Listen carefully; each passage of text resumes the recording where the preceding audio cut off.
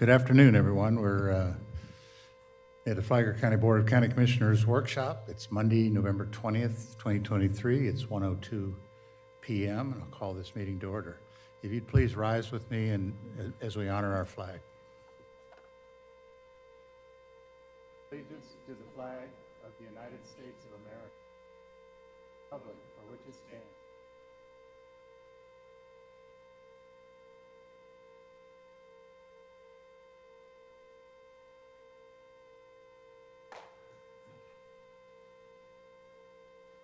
And excuse me, and as we always do, I'll ask you to join me in a moment of silence and give you a chance to reflect on all the good things we have in life, what it's nice to live here in Florida, and that we think about the men and women that are around the world keeping us safe, and most of all our local first responders, our sheriff's deputies, our EMTs, our firefighters, emergency room people. Just to keep them in your thoughts. Moment of silence, please.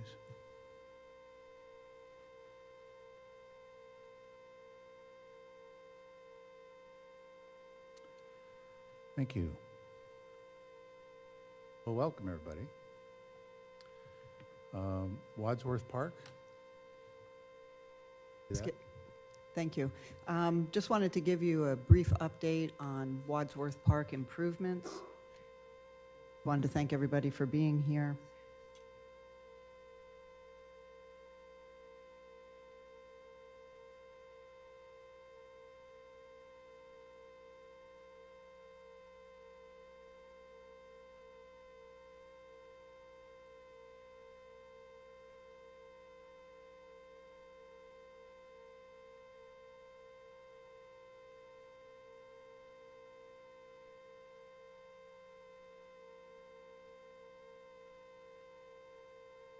Stand by for a second. Technical difficulties.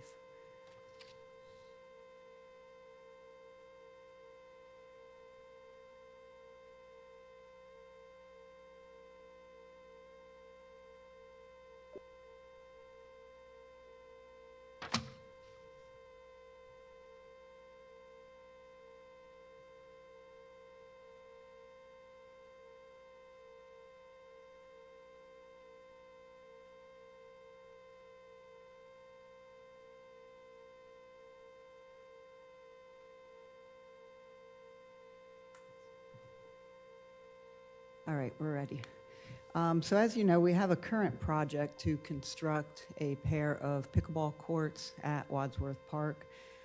Staff's been evaluating this project, and they had established two different locations. You can see it on that picture there. The first location is the Yellow Star area. It's when you first pull into Wadsworth Park. It's located to the left. Currently in that general area, you have the newer restrooms, you've got a pavilion, a small playground. The area that we were looking at utilizing would be an area that currently is overflow parking in that general area for events. The other area that they had identified is on the north side of the pond. It's the area where you have that orange star sitting right now. The star is over the volleyball sand courts. It presents a challenge there as well because a lot of that property around that pond, it slopes towards the pond as part of the drainage.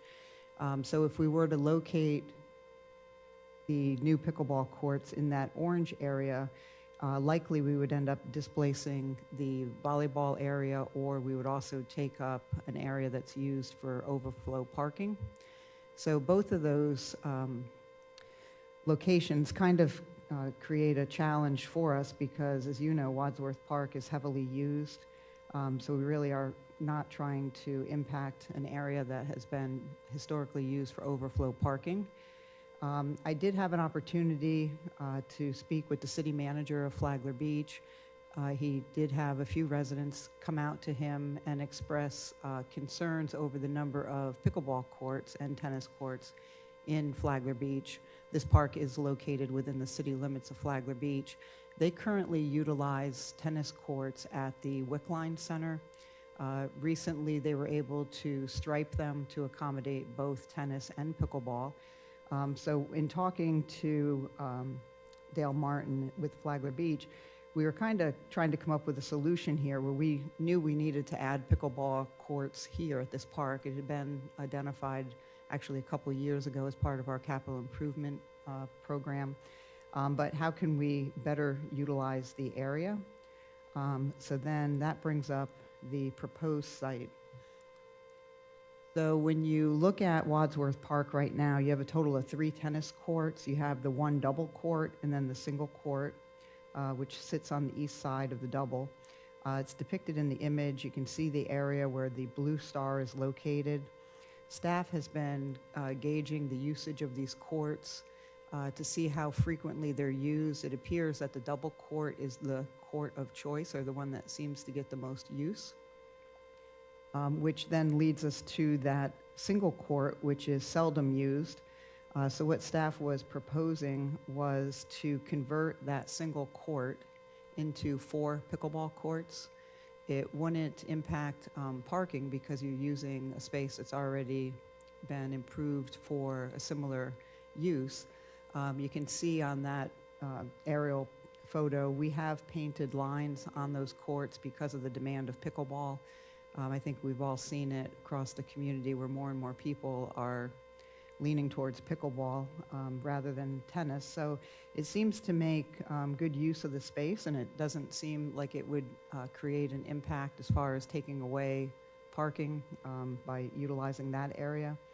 So that was one of the things that I wanted to identify with you because it does deviate from what we had originally planned. It will likely save us money on that project, which brings up the next challenge or opportunity that we have. So when you look at the skate park, Wadsworth Skate Park was constructed back in 2000. It's a little over, just under 24,000 square feet. It's enclosed by chain link fence. This is the area in Wadsworth Park. It's located on the east side, or as you're pulling in, it's on the right as you immediately pull in. It is a concrete slab. It contains several steel ramps and structures. Back in 2014 and again in 2015, I had brought this item to the attention of the then County Commission for consideration and direction because the equipment at that time was aged. In 2018, the board had allocated funding to replace some of the equipment because of safety concerns. It had gotten to the point that we had to remove several of the ramps. I think we had 5 at the time that we had pulled out of there. When we replaced them in 2018, we weren't able to replace all of the equipment that we had pulled out of there, but we were able to replace 3 ramps, some grinding features, and some smaller features or equipment.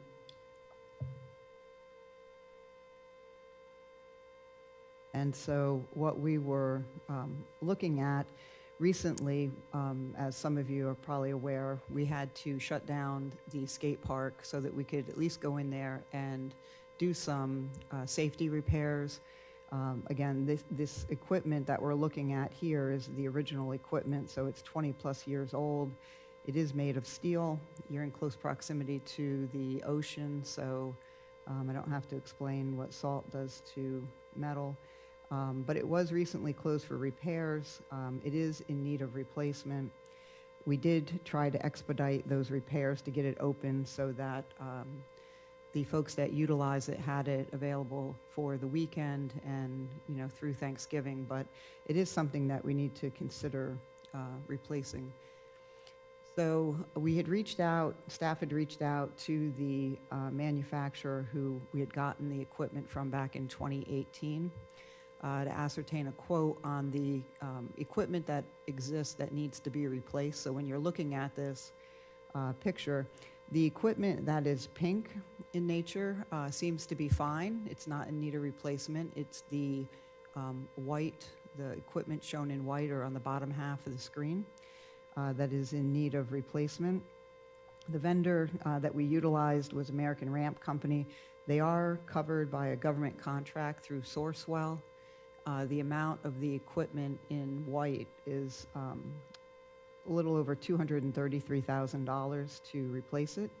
but that cost includes freight and installation of that equipment. And I say all this to look at potential funding. This is an area that needs to be addressed, whether we do it today or we do it in the future. The top half of this funding is the revenue side, the green side. So you had leftover impact fees for this district or this zone that remained from the end of last fiscal year. And then we also collected some additional impact fees that are part of this year's budget. And then you also have that Wadsworth pickleball project and the funding that had been set aside for that. On the bottom in the orange are proposed projects. The revised Wadsworth pickleball project, if we were to do it on the tennis court, you would save a significant amount of money utilizing that space because you're not having to stabilize the ground underneath. And then the proposed skateboard, skate park equipment at that cost. So if you look at the revenue currently in the fund that you have, it's roughly $392,000. The proposed projects, the revised scope of the pickleball, and then adding the proposed replacement of skateboard equipment, you still have money available that would remain in the impact fee fund. So I just wanted to bring it to your attention to see what your thoughts are. The Yes, sir. revised pickleball, that gets us twice as many courts. It does, but you're not having to improve the sub-base. At this point, you would just be taking down the fence, you'd be recoating, restriping, putting in the nets. It's not a complete build. But yes, you would get 4 courts instead of the 2. And just Yes, Dave? a couple of questions. I had that same question, but so we're going to build 4 pickleball courts instead of 2 for less money. Correct. And I've had 2 or 3 fault calls from the people who use those pickleball courts in Flagler saying that you don't necessarily have to have the really high fences around pickleball courts. I don't know, I'm not an expert in that area. These are people who play all the time, and we're saying that maybe there could be a little cost saving there by not having to have the fences around the pickleball courts as high. I don't know, Greg, you might know more about that than Well, I the do. fences are already there. On one, but that was just 2 of them, right? That's 4. 4 in that one tennis court? Yep. Oh, okay, okay. Well, the fence is there, fence is there. I don't know Fence if is they have there, to right. replace Yeah. it or not. Okay. That's all I had. Yes, Mr. Dance? The Wadsworth Pickleball Project Fund, 175, where is that coming from? Right now, it's in impact fee funding. It's already in the existing budget, but it's funded through impact fees. As I understand, impact fees are for capacity issues, so how do we utilize it when we're renovating a space?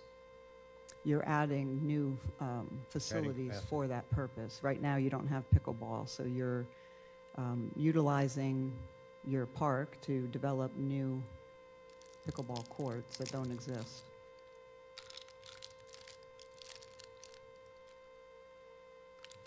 I don't know that I followed that logic, but I'll go with it for now. And we have some residents here to talk about the skate park, because I'm interested to hear, get community impact on spending money to renovate the existing slab and bring in some new equipment versus saving money for a potential different project. So I know there's interest in doing something different at the skate park. And I'm not a skater, so I don't know the pros and cons, but that's all, since the proposal for new skate park equipment is new, haven't seen that before, but I'll wait to hear from our residents too. Okay. Is that it on Wadsworth Park? That was it on Wadsworth. I just wanted to see if we had consensus among the board to move forward with redoing the thought on the pickleball courts, which would utilize the single court. I think we have did we have a special? I believe we have a special meeting to follow, so you can vote on it at that time if you'd like, or provide direction. on how you'd like to move forward after you've received public comment. Commissioners? This is all real new. I'm not, even if we go to special meeting, I have a couple concerns. One is we're still waiting on final analysis from our master plan, Parks Master Plan. So I want to know from a holistic standpoint of every project and how we are going to rank improvements to those projects as that report comes back. Well, we voted on the Wadsworth Pickleball project along with the budget. We already approved that. Okay? So that's in the budget. 175,000 is in the budget. And I believe from when the gentleman was here talking about park planning, anything that we had currently funded as part of our CIP, he'd already taken it into account when he was counting the facilities, anticipating that they were going to be constructed. So anything that's in the current fiscal year that had already been approved had already been put into the analysis of amenities or features that are going to be available to the public. Okay, so I guess on that one, I just, I'm not going to approve or vote on anything till I get community feedback on the skate park. The pickleball one, if it's in the budget and is allocated, I'm okay. Anybody else? No, I think the pickleball project seems good. I mean, you're double what you have there. I am interested in knowing what was the overall plan for that area with impact fees for that district? And then what are we taking away from? Is this the right project? Is that what they want? I know online people were saying they wanted cement. So, I just want to make sure with the skate park. We had a lot of kids in here too for that Wadsworth Park for the grass. If you remember that, they were claiming injury. Right, well, there's, So, Here's you know. in long term. go ahead. Yes, I'm just curious to know, and it looks like you'll have some funds left over from the impact fees for that district, right? Even after this, but curious more than all. But the pickleball looks like a win-win.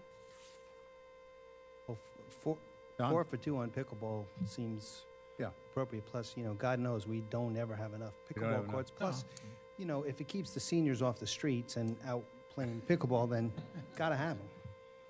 Mr. Chairman, I also Dave. want to point out at Wadsworth, they did a nice job on redoing the dog park. Yeah. And that just recently was finished. Restrooms. So I think there's been quite a bit of improvement on this. Right. Mr. Chairman, Yes. I just wanted to point out for your information that our comprehensive plan does allow us to spend park impact fees to construct recreational facilities within existing parks. It's not just used to buy new park land. Right. Thank you. Any other comments? If not, I think do we all agree we'll push that to the next meeting and after this one? I agree. Okay. Is that all right with everybody? Are we going to take any public comment on the skate park now? Well, we're or- not normally do it till afterwards, but I Okay. think on this case, we'll do it. I'll now open for public comment. If you wish to speak to the commission, please come up to the microphone, state your name and address, make your comments. You have 3 minutes, and make your comments to me, the chairman. Good afternoon. My name is Carla Klein. I'm a resident of over 40 years, taxpayer for 25 of them. We would like to have a little more attention to the skate park than just a fix.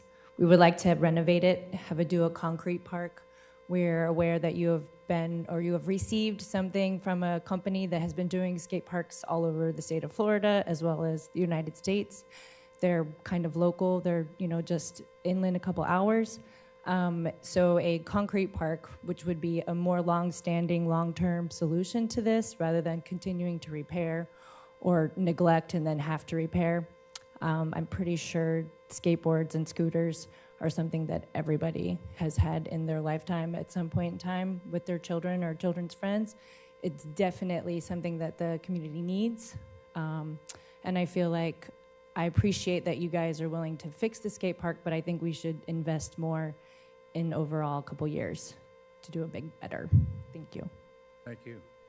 Next speaker.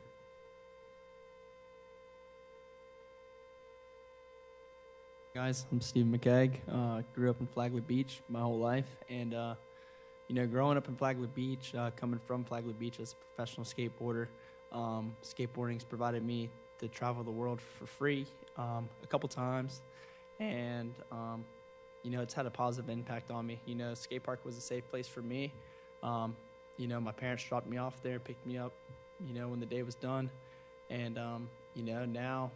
I have a family. I'm a business owner in Flagler Beach, and it's just had a positive impact. And I think, having a concrete skate park will bring, it'll bring contests. It could potentially bring other professional skateboarders out of Flagler Beach to have the opportunity that I was able to have growing up. And I just think it would be a positive impact for Flagler Beach, in whole with all the growth we're having.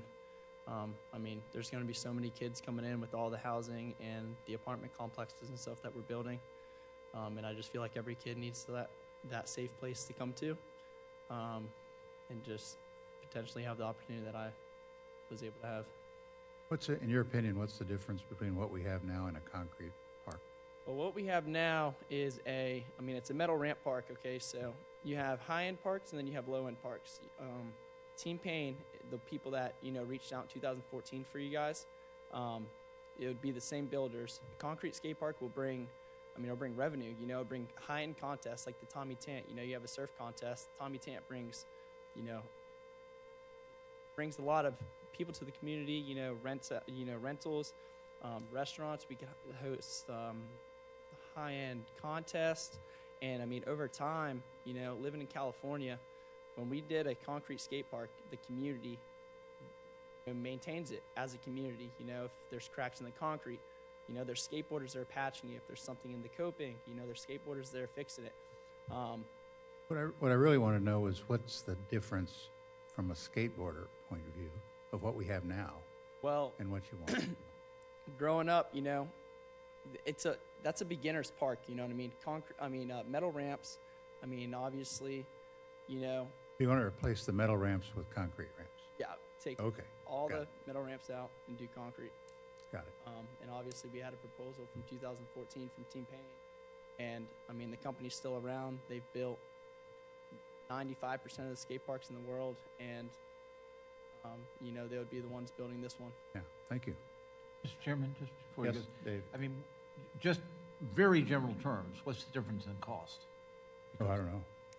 Do we have any ideas? Is it 3 times as much, twice as much? I can tell you that I dealt with Team Payne when they came, and it depends on the size of the park. So 10 years ago, a small park was $350,000, medium was $750,000, and a larger, more of a regional park where you would host events was somewhere about $1.5 million. So if you take those numbers and maybe double or triple them, that's probably where you're at right now. Right, sir? First off, I just want to thank you guys for your time. I certainly appreciate it. And Chair, I also want to thank you for that moment of silence. This is a world where everything is go, go, go in social media. I try my hardest to take time to take everything in. So anyone helps me do that, I just want to say thank you. You're welcome. I was born and raised in Flagler Beach. Name and address, please. Yes, Jay Wolfington. Thank you. And I live on 20th Street in Flagler Beach. I was born and raised there.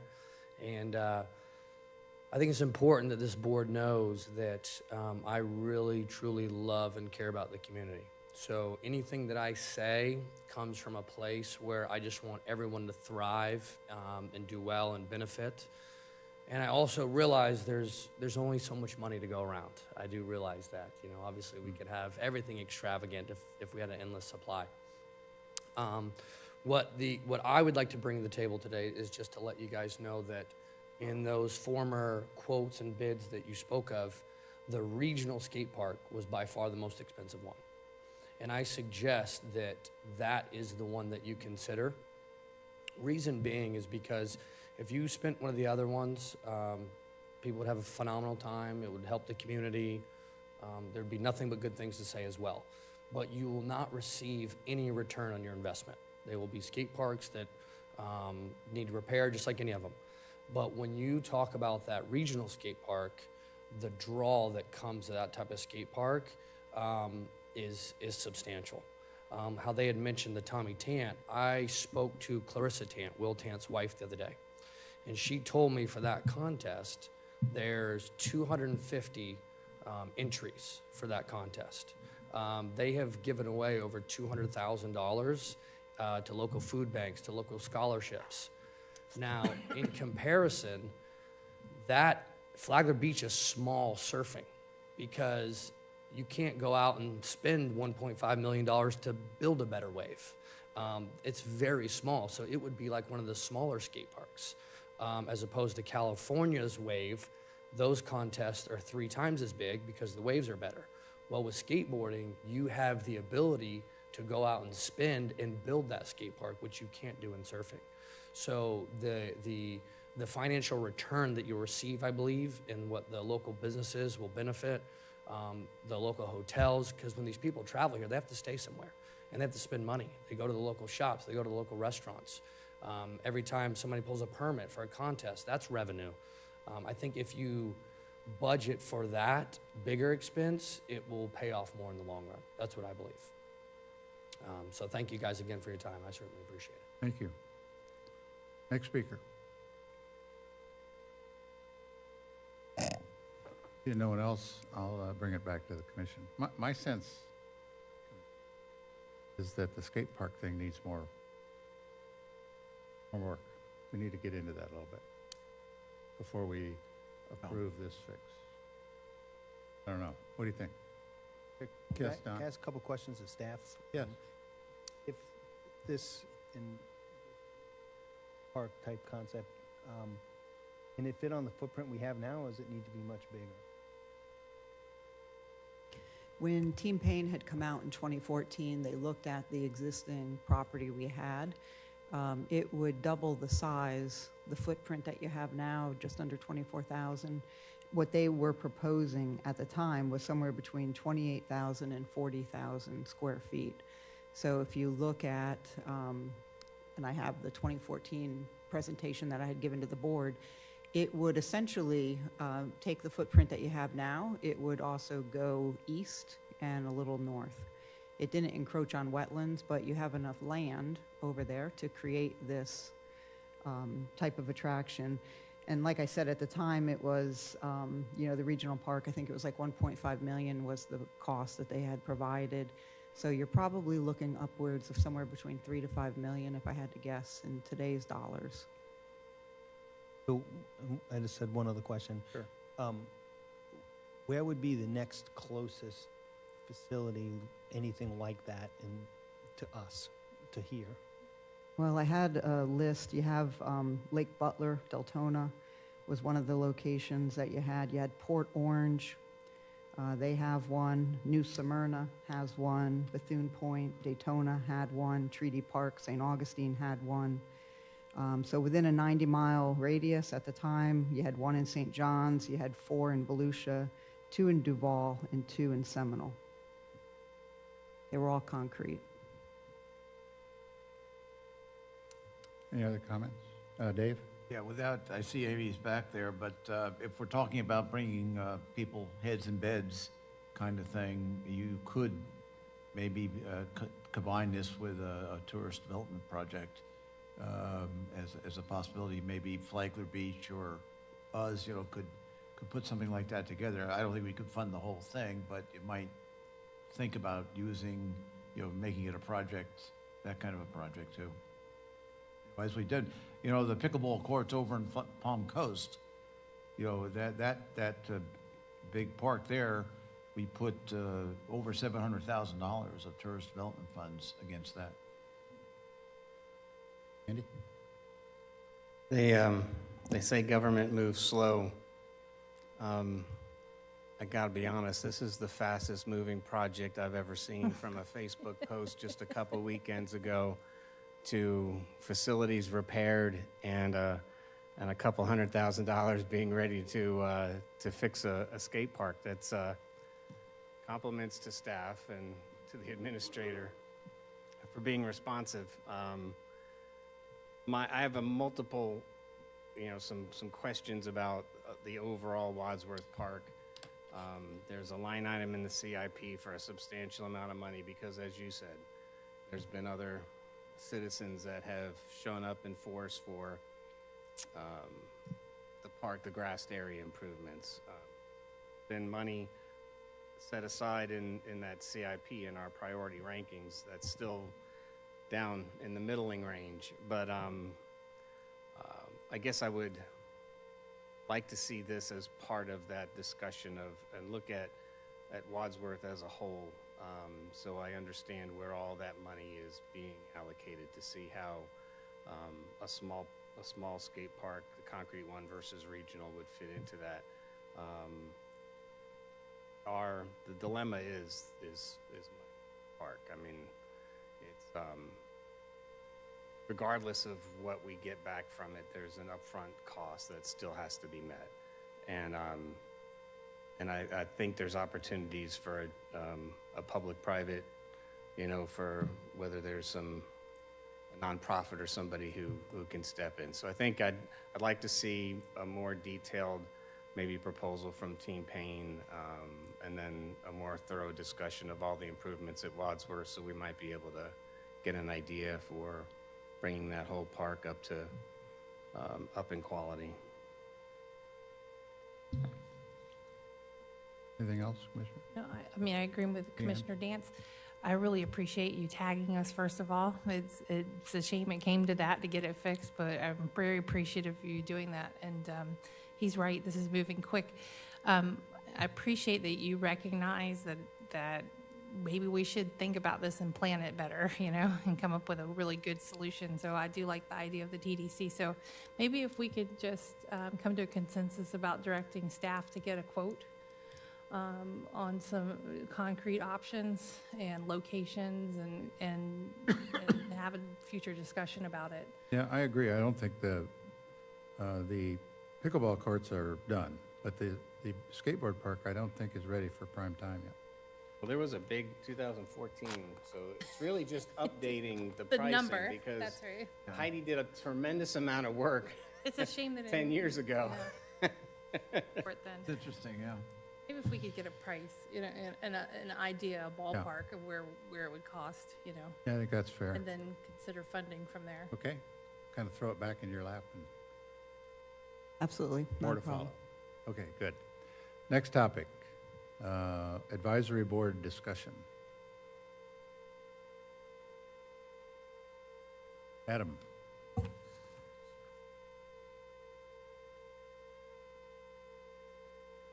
Adam Mengel, Growth Management Director. I've got a handout for you, a bit of a cover memo along with the 2 affidavits that have been requested.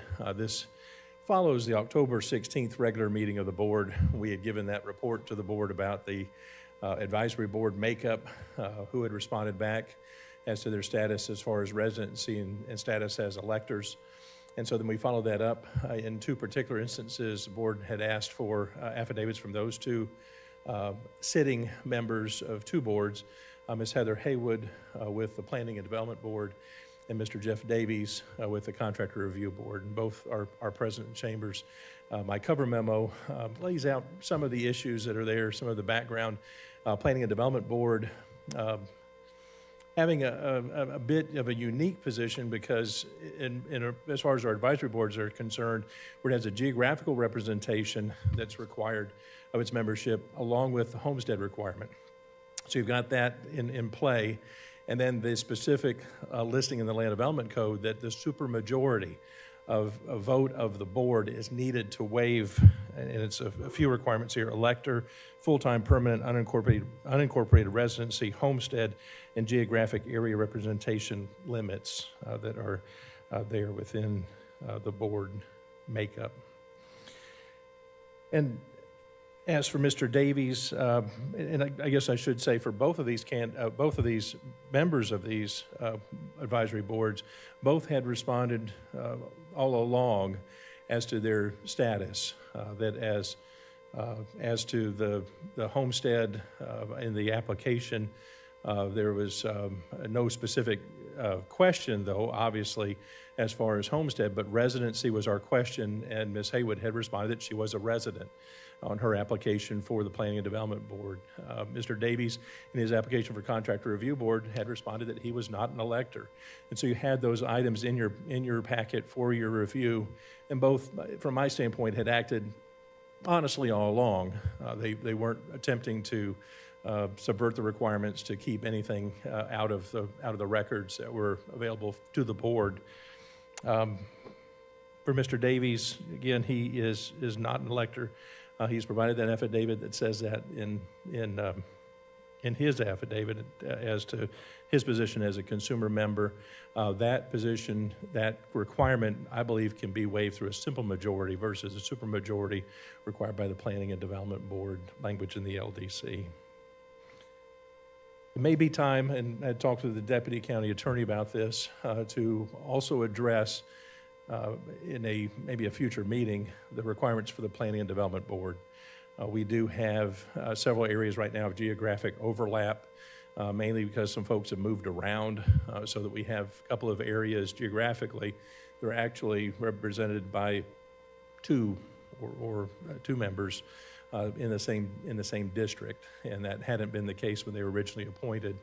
But it may be worth it for you on a future meeting to talk about some of what we're looking at there by having the 7 members divided up into geographic areas. It's been problematic for us in the past of being able to get applicants, because applicants on first blush look at it and say, I don't live there, I'm not going to apply. The example being when Ms. Haywood was appointed, none of the 6 candidates that were in that docket of candidates available lived in the seating area where the seat was open in that geographic area. And so it may be worth a discussion at some later meeting about that specific geographic area requirements that we have in the Planning and Development Board in the LDC. With that, I'll close. Wait any questions or comments from the board. Both Ms. Haywood and Mr. Davies are present. Thank you. Well, what's your desired outcome today? We wanted you to have a discussion about this. You are able to take action in the special meeting. I think both folks who are on those boards would like a decision made just out of expediency for them. But that's one of the things we wanted to have taken up in the special meeting, if you choose to do that. Otherwise, we did have a placeholder in our first meeting in December for this, if you wanted to delay that. But we were really kind of hoping that if you were going to do something, if you wanted to do it now while they're both present. Commissioners, questions, statements? Leanne? Or that way or this way or? I'll start. You Okay, go. So we're confirming that Ms. Haywood is in fact continues to be homesteaded in Volusia County, correct? That's correct. Yes, she's listed there with her ex-husband.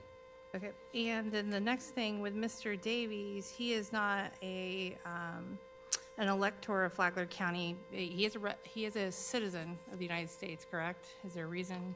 I don't know about his citizenship. I don't believe he is. He's a citizen of Flagler County. He's just not an elector or voter. I think he's a resident of Flagler County, I think. He is? Because Resident of Flagler County, yes, sir. Yeah, he had on the sheet, I have it. I think it's faded. it's very Oh, it faint. says I think faded, okay. I think what happened when he Good, was signing, he was signing with a pin that had not been. All right. Right, and that board is to waive that requirement is simple, correct? Or- Correct. Yes, Okay. ma'am. All right, and then the outcome was you thought that we could possibly have a special hearing afterwards to vote, one for the supermajority, one for the simple, to waive those. Yes, ma'am. Or to take any other action. That could also be remembering here that all of your advisory board members serve at the will of the commission. Dave? Andy? Explain the difference if in Ms. Haywood's case, if she's a verified resident but has a homestead, are those in another county? Do those conflict and wipe each other out? Can you claim residency but claim homestead in a different county? That's my question. My answer would be, I don't believe you can. I think if you're saying your homestead requires that you are living in that place where you're claiming homestead for 6 months or greater, I think in a calendar year, I think is the requirement, and as of January 1st. Well, isn't the issue either you own your property and you homestead, or you're a renter? That's the difference, right? And that's what I think when the current rules for the planning board were being devised, that was part of the idea, is you wanted everyone to have some skin in the game, was what the thought Be a was. homeowner. Yeah. Correct. But, Mr. Chairman, Dave? for our time on the VAB, Yeah. we have a classic case of that situation, you know, where the guy who tries to claim homestead in Flagler, but lives in Volusia except for January 1st, when he Yeah. goes back to his, And we don't let him have it. what? And he doesn't get homestead. He Yeah. does not get homestead. And the state of For Florida, homestead, you must be the property owner. It must be your permanent residence. You must have lived in the property as of January 1st, the calendar for which the exemption applies, or there's a criminal penalty to it. Fine. But you can't be both. You can't be claimed one or both, right? You have to be one or the other. I'm looking at Sean There for is- legal advice. You're supposed to live in your homestead. There are situations where things, there's gray areas, it kind of falls through the cracks. I've seen one attorney general opinion where a person was homesteaded in Putnam County, but was a voter of St. Johns County. And in the end, the attorney general felt that it's not up to the supervisor of elections to verify homestead status, and as long as they're claiming residency, they can vote in that county even though they have a homestead elsewhere. So there are anomalies, but yes, I mean, generally, we all know that the homestead is supposed to be where you make a physical effort to live and you have the mental intent to live. So for purpose of our requirements, we have, because it's our requirements, we may waive it. We just need to understand that they don't have homestead here and then vote through a supermajority. I think is, do we want to do that in this particular instance so that we are following our requirements? Okay. Will we get into, or do we want to get into the discussion about the makeup of the board in the areas? Is that under our purview today, or do we want to set a special workshop for that? I think this is a great opportunity to get any input or opinions you might have on that. You can understand why we would like to have some geographic diversity on our board, but historically it has been nearly impossible to live up to that standard, and we end up providing waivers essentially with every appointment or nearly every appointment. So do you want that geographic diversity? Do you want them to be homesteaded? Right. We've had trouble with the way it's laid out now, east of Intercoastal. I'm wondering, when we did this, when was it before? Because I know under Mr. Coffey, it was changed. So I don't remember what it was before this, why it was changed. And then with these parameters, did we do for our districts, we have to adjust them based on census. So we know there's a reasonable population in each district, but do we know what the population is for these districts? And we could have set up really small population centers and are having trouble trying to pull from them. The biggest problem I'll have right now, we've had continually, is that area of Espanola. And so that particular area north of 100, I think it reads west of US 1. You know, it may change here with Palm Coast and some of the development that Palm Coast is doing, but that's been the hardest one for us to fill out of our group. Because we've got 7 seats. 7 seats. I think 5 are geographic, it has it right there, I think 2 at large, weren't there? Or 1 at large, I'm sorry. Yeah, 6 geographically and 1 at large. And right now we have 2, I think, maybe even 3 at large members. If I understand where we came from, why it was changed, before I suggest that we follow our boundaries and then have 2 at large, and one of the at large has to be in unincorporated, can't be in just look at some other parameters, or maybe the other two are guaranteed to be in unincorporated. I can But the tell- other, because we all cover some sort of the city. I was just going to say, I can tell you, kind of not unlike the Board of County Commissioners, the planning board at the time was mostly City of Palm Coast residents. Right. So at least if you had the two at-large mandate as unincorporated, the others all, in theory, could be Palm Coast residents, or Flagler Beach, Palm Coast, or Bunnell.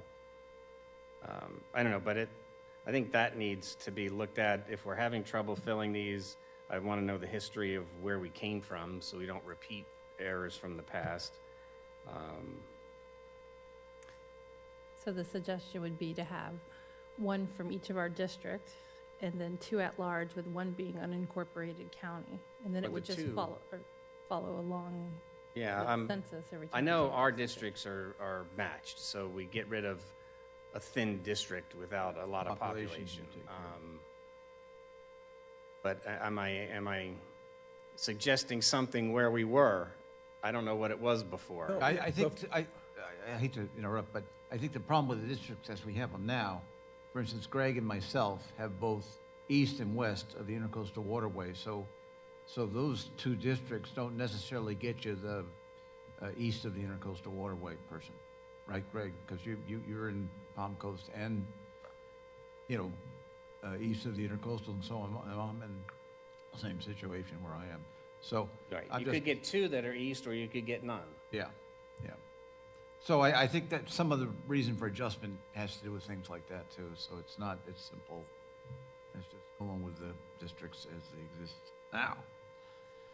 I couldn't see any requirement or limit on the number of at-large people you could have. They could all be at-large. I think if you had to, through your waiver process, you Yeah. could do that. Yeah. And I can say confidently that the prior to the geographic divisions being added in, there was none. That there was language in the old land development code that referred to professions as being the desired path, that you'd have some representation for the professions. And then the goal, again, with adding the geographic link was to be able to create some diversity of location. One more question for Sean. As a county commissioner, can you reside in your district but be homesteaded somewhere else and run? Yes. Yes. You would have to be a resident of your district the day you take the oath. But conceivably, you could run before you actually moved into that home. Day of election. But then you would, so that there's not a conflict, you would have to ultimately release your homestead. I just don't want to make planning board or any other committee more the requirements more intense than it would be to be a county commissioner. If I could add that, there is no homestead requirement for public office. You just have to be a resident. And so you don't have to claim homestead anywhere. You could be a renter. So, Right. that if you just don't have homesteaded property, you're still able to be an elector. You claim residency, you're able to be elected.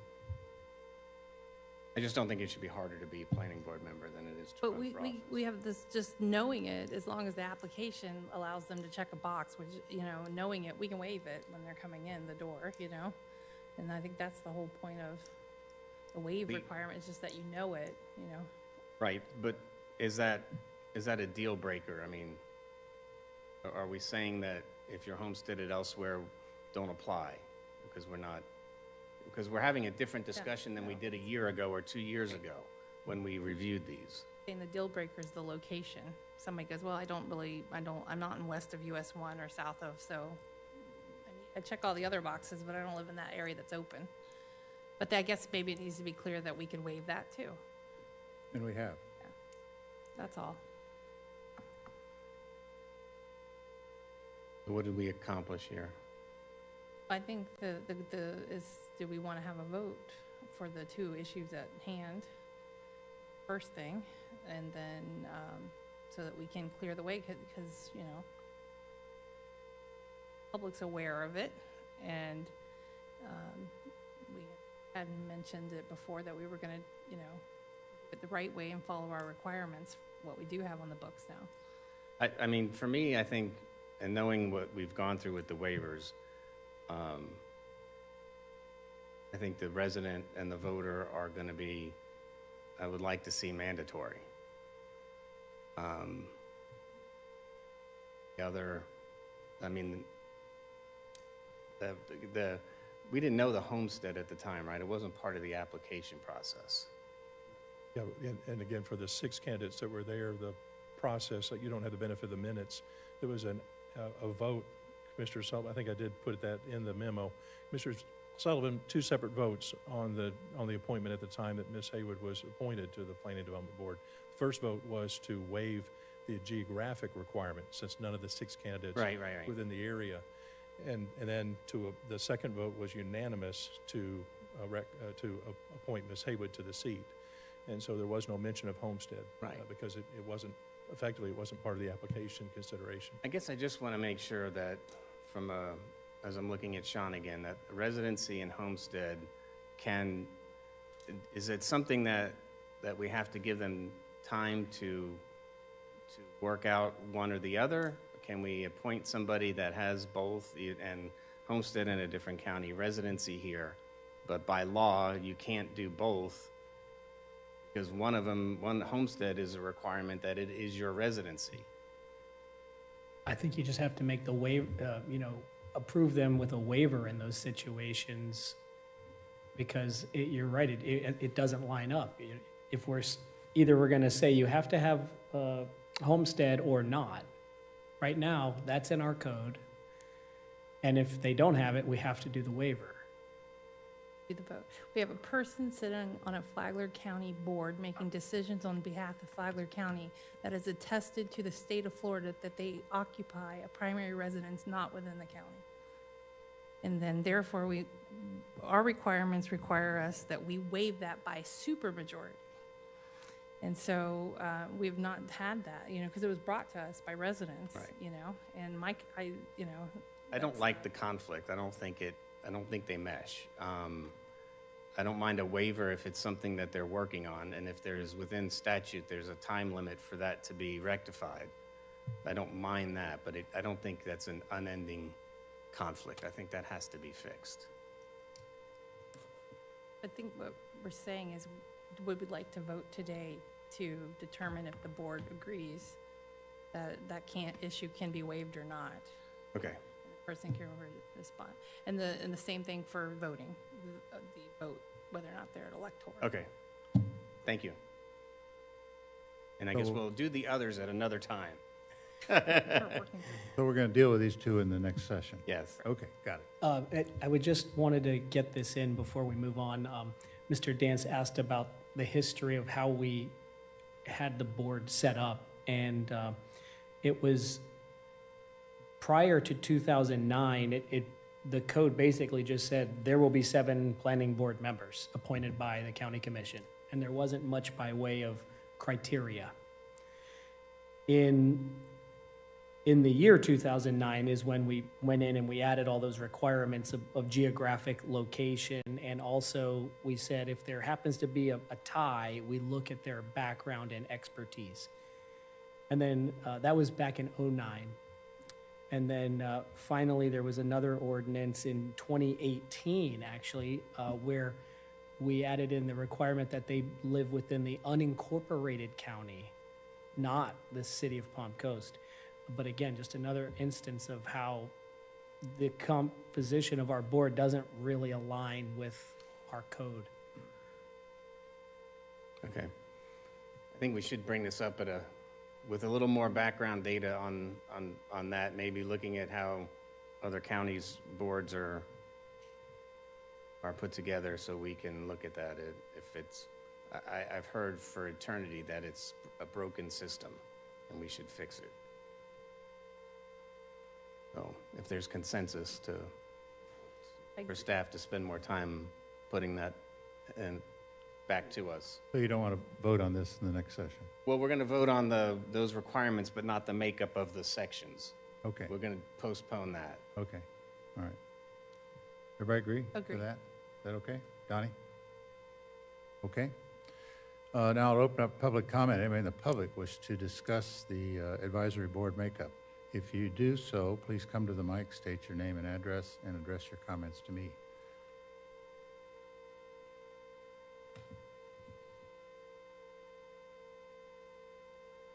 Rich Smith, Honorable Chair, board members, 23-year resident here at Flagler County. I've been on many boards here. I've chaired their Economic Development Committee, and never before were we allowing, in my opinion, people that weren't U.S. citizens to reside on any boards. So my question is, if you're not a U.S. citizen and you're not a voter in Flagler County, can you reside on the planning board, much less reside as a board chairman or commissioner? I'll wait to hear the answer. Thank you. Next speaker.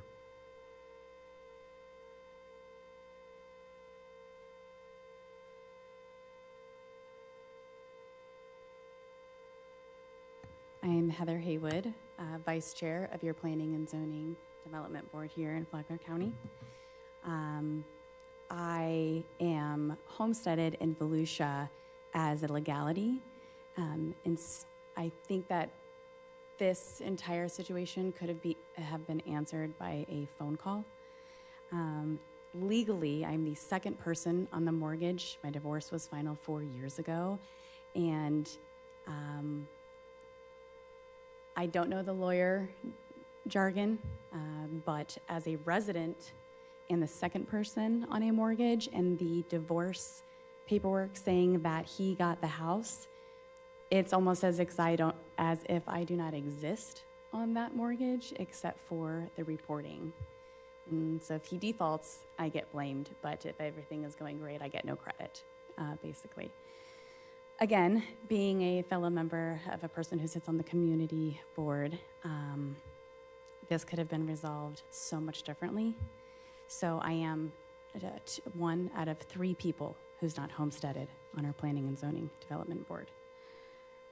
So I just wanted to express my, where I'm coming from, now that I've explained to you the legal portion of why I'm still homesteaded in another county, but have resided here on record for 4 years, now going into my 5th, and being a part of this community through the Chamber and multiple other social organizations for going on 6 years now. That is also public record, along with my phone number and all contact information. I joined this board to make a difference and for it to be a positive one, to be a bigger part of this community. I am one of the many residents who believe that this community is meant for so much more and prays that it stops being the forgotten city of Palm Coast. I joined this board to help support responsible growth and encourage our residents to be a bigger part of our future, to raise their voice and their hands, and to help place the necessary building blocks that Flagler County needs. I have dealt the last 5 months of rumors being spread by Leanne in the community about my divorce and who I was in good graces with, whose back pocket I have been in. I have spent the last 5 months answering extremely personal questions via text message from the people that she has chosen to speak to. And Mr. Hanson, I answered your very, very personal questions via Facebook Messenger, despite the fact that I felt that they had very much so crossed the line. My divorce is none of anybody's business. Now, if you were to ask me why am I homesteaded in Volusia and yet claim to be a resident of Flagler County, once again, that could have been answered very quickly.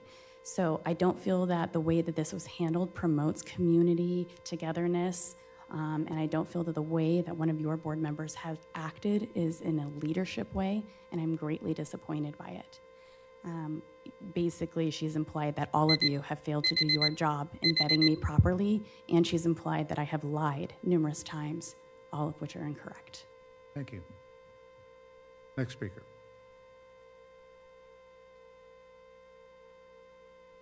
Yes, sir. Commissioners, Jeff Davis, member of the Contractor Review Board.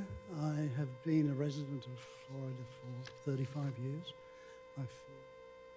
In every way, I am not an American citizen, not by choice, but by law.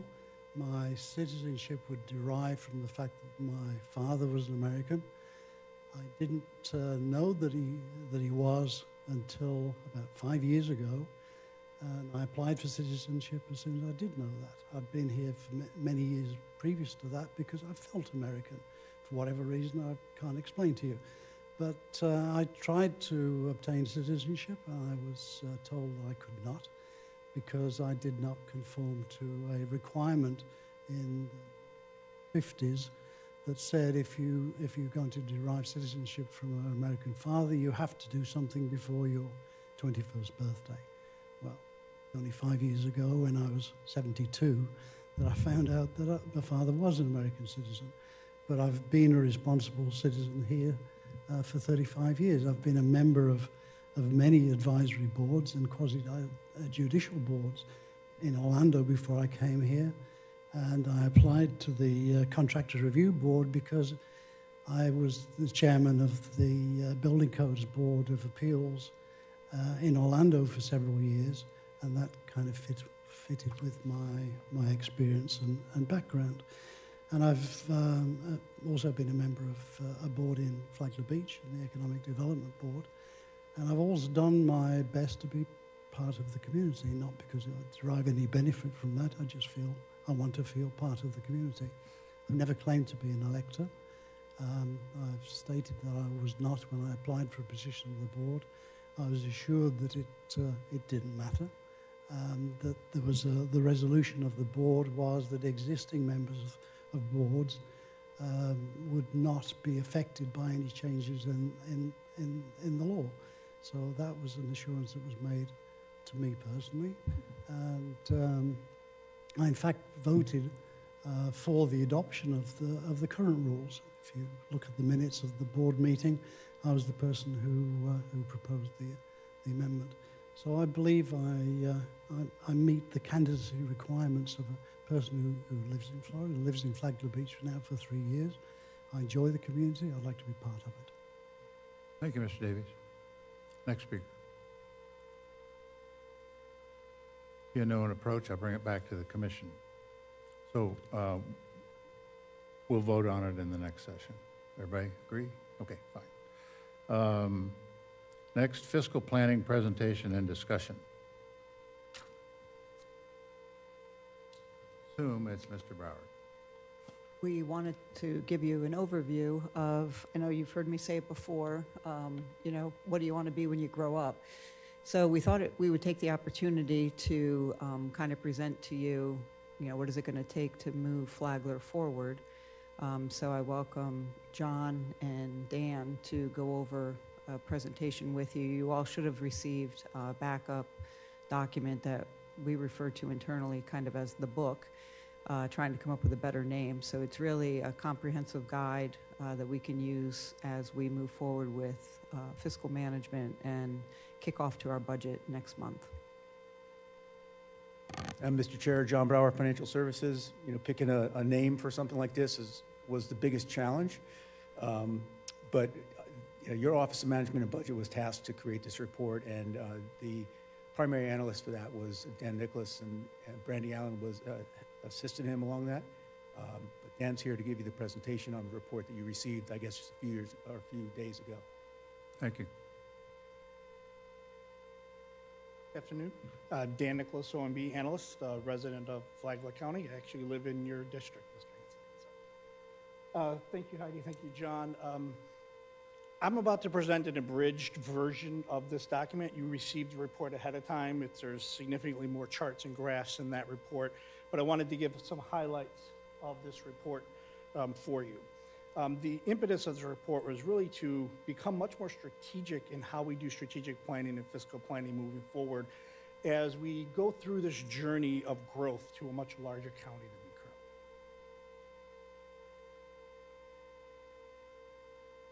As mentioned, I'm here to present for you today, but there was a much larger team involved. I wanted to make sure that this team, thanks very much for other efforts in development of the team, with development of this report.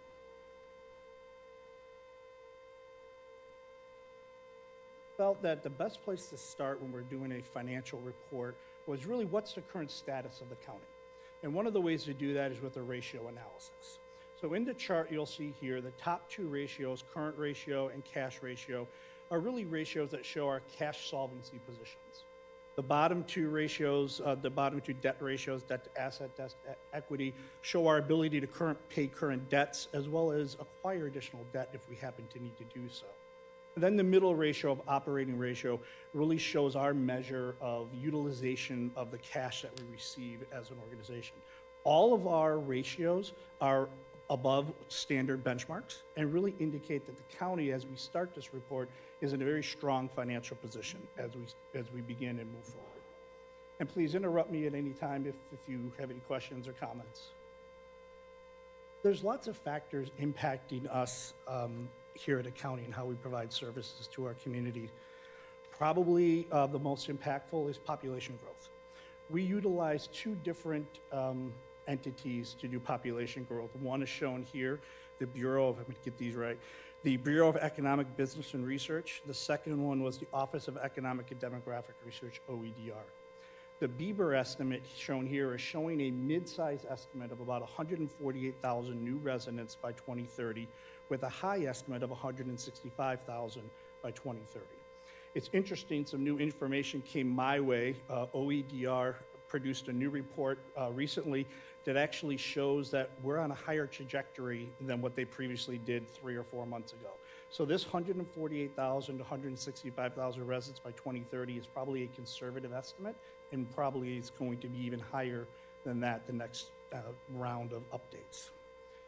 Now, what that represents is that represents between now and that time frame a 2 to 2.5% increase annually in our population, which doesn't sound like a lot. 2%, we can handle 2%.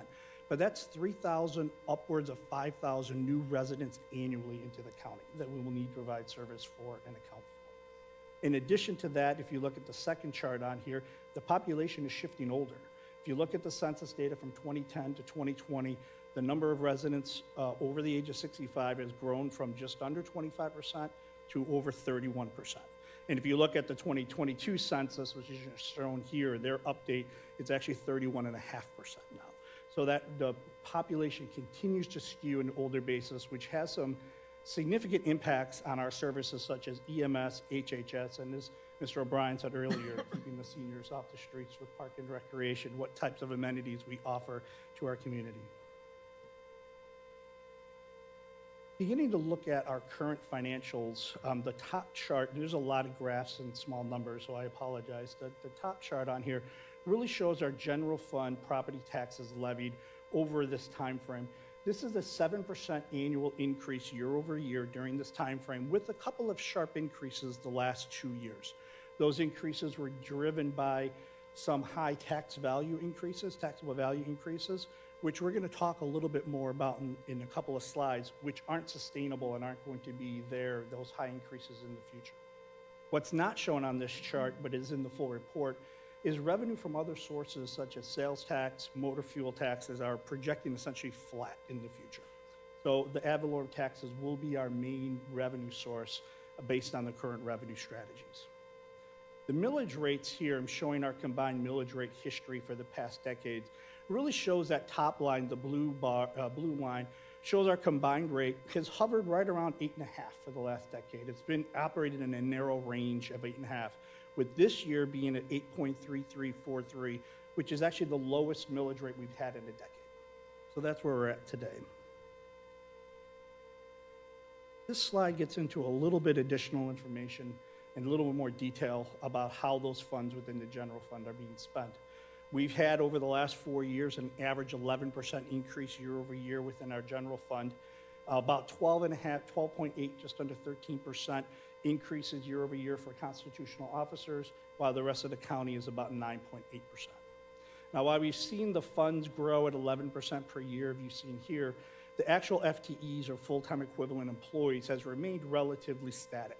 You'll see in this time frame shown on the bottom chart, the actual number of employees has increased by only 1.5% from 382 to 412.5 this year. But the actual FTEs on a per capita basis, so per 1,000 residents, has actually declined significantly. We were at 3.4 employees per 1,000 residents. We're now at 3.15. So this growth, both in population and in budget, has occurred with what I would deem reasonable and responsible growth within our employee base.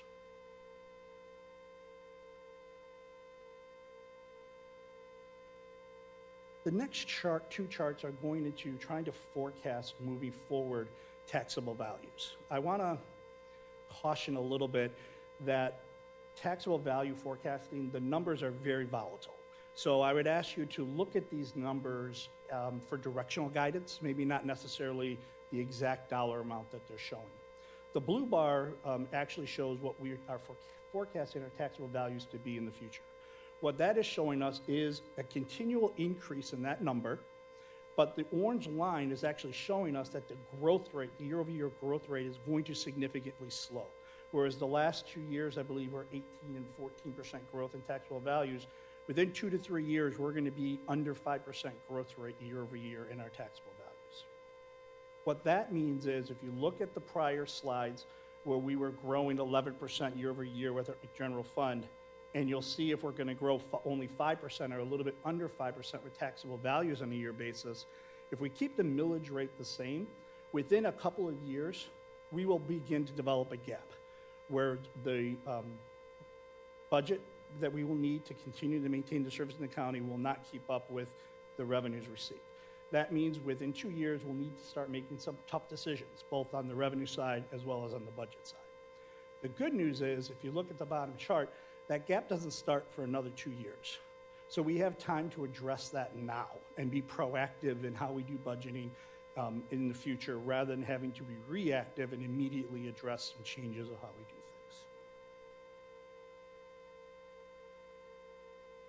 I'm going to shift now and talk a little bit about what we call peer counties. As we were developing this report, we thought the questions kept coming up. Well, how does St. John do it? How does Volusia do it? So we decided it was a really critical component to have a group of peer counties that we can say have either experienced similar situation we are, have experienced it in the past, and it's a way for us to benchmark ourselves against our peers and maybe get some ideas on how to do things better, what's worked, what hasn't worked, and how to prioritize. But the question is, which counties to use? There's 67 counties in Florida. So what we did is, utilizing a kind of a funnel, as you see here, we started out by narrowing that 67 to 24 counties to analyze. First, by selecting counties that were closest to us in terms of population size. Second, by making sure we selected adjacent counties such as St. John, Putnam, and Volusia. Selecting the other counties in the Northeast region that were regionally aligned to us. And then we added another county in for a very specific, unique characteristic that they share with us. And I'll talk about that on another slide. We then collected data on 13 different elements for these counties. Things such as demographic elements, economic elements, and actually physical data elements. We performed a weighted analysis, because as we know, not all data is the same. We placed heavier weights on data such as population growth rate, for example. Once we did all of that analysis, it really came down to 4 counties, Charlotte County, St. Lucie, Indian River, and Nassau County, that are very similar to us and have faced or will be facing circumstances similar to ours that we can learn from. Now, as you can imagine, because we followed an analytical process to pick them, we do share a lot of similarities with these counties. All these counties, peer counties, are coastal communities, just like us. All of them have a rising growth rate, population growth rate, some of them even a little bit higher than ours, but that's impacting their community. The housing markets, the population, population age, income, and economic factors are all very similar to ours. So it's a really good comparison for us as we look at ourselves versus these counties. But there were a couple of areas of differentiation. One is just physical size. On average, these counties are about 30% larger than us.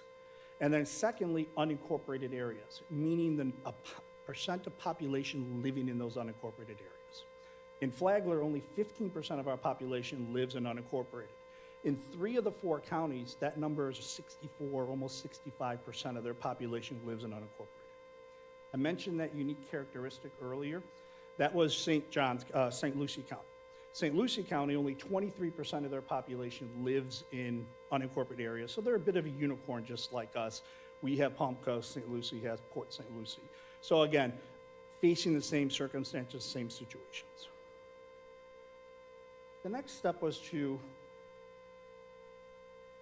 compare them versus us and how they collect taxes, where they collect taxes, and where they spend their money. This information here is pulled from Florida Tax Watch, a nonprofit tax watchdog organization, nonprofit organization that we felt was a good unbiased source of data for us to use. On the top is really showing taxes collected. On the bottom row, that is showing expenditures. If you look at the taxes collected, I'm going to go left to right. The first one is total county government levies. Then you look at sales taxes collected, motor fuel tax collected, special district and municipal MSTU revenues collected, and building permit fees collected. In almost all circumstances, we are either the second lowest or lowest among our peer counties in the amount of taxes that we're collecting. And with the exception of one case, the overall county per capita county government levies were lower than the Florida average. And I'll get back to that first one in a minute, why we're higher, potentially why we're higher than the Florida average in that per county levies. On the bottom is expenditures, very much the same story. If you look at total county expenditures, public safety, cultural and recreational expenditures, transportation expenditures, and general government expenditures, Flagler tends to be in the bottom end of our expenditures there. Now, I do want to make, and significantly lower than Florida, the Florida average in all of these categories. I do want to make one point about this data. Florida Tax Watch pulls data county-wide, so most of this data isn't just us. It's us and all of our municipal and all the taxing bodies within Flagler County, as well as all of our peer counties, but it's still a great comparison about how monies are spent in the county. This chart here on the left really shows, the first thing that stands out is if you look at the total property tax millage rate in the county, we have the second highest millage rate across the county at 17.79. Now that, again, is a combined rate, average rate, including our municipalities, but it's higher than 3 of our 4 peer counties, as well as higher than the Florida average. Part of that reason is the blue arrow. That blue arrow really points to us, the percent of the revenue that Flagler County gets from things such as special districts, MSTUs, MSBUs. We receive only about 6% of revenues across Flagler County from these special districts. Some of our peer counties, such as Charlotte, St. Lucie, and Indian River, are receiving 30, 40, even 50% of their revenues from these special districts. And in Florida, average overall is about 30% from those districts. Now, the next question is, how does that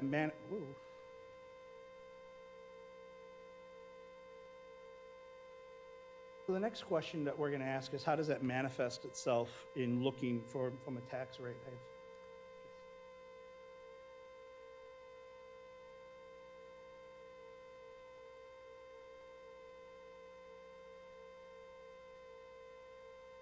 How does that manifest itself in how taxes are applied?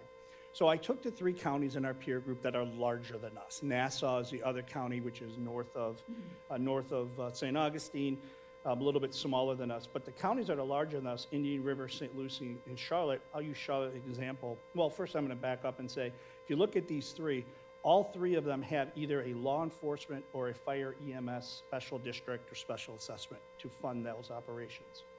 If you look at Charlotte, for example, they use special assessments or MSTUs, MSBUs for stormwater, for dredging, for street lighting districts, for law enforcement. In fact, they have 68 different ones that they have across the county. Indian River has 24 different, St. Lucie has 9 different. So you can just get an idea of how these counties are using or have diversified their tax revenues over time and not just relied on ad valorem taxes. So only a couple more slides. I've been going fast because there's a lot of information and I won't talk about everything on this page. There's a lot on here. As we began in doing this analysis, some key themes have popped up to us and I wanted to cover those.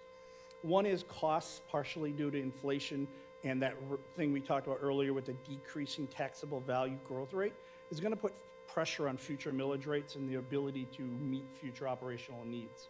You think about just the population growth added to the inflation rate, the county's going to need at least 4% annually just to keep even, just to solely be where to keep status quo. The second one is population growth has impacted the county and continues to impact the county.